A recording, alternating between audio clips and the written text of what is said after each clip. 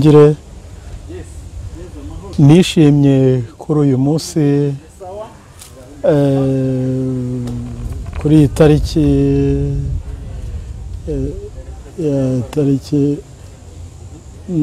ya gatandatu z'ukwezi kwa munani 2022 nashimishijwe n'igiterane cyabereye ahangaha kuko kera twahoraga twibaza niba hari uburyo umuntu ashobora kuba umwana w'Imana tukabivuga ariko imitima yacu itabyizeye.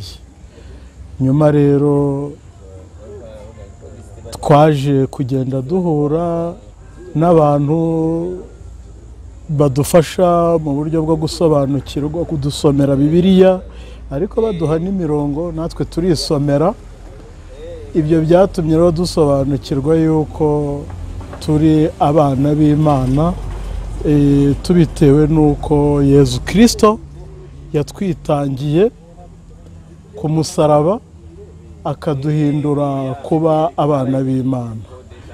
Kuboneka muri iki giterane rero cyiswe igiterane cy'abagabo, nanjye ndi n'umugabo, biri mu byanyubatse hashingiwe no ku nyigisho twigishirijwemo.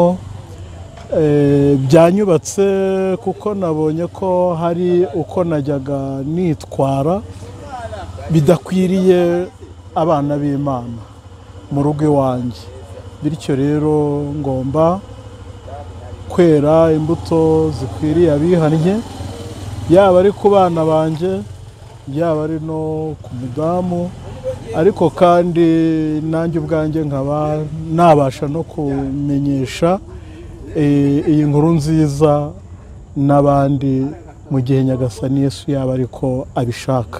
Murakoze.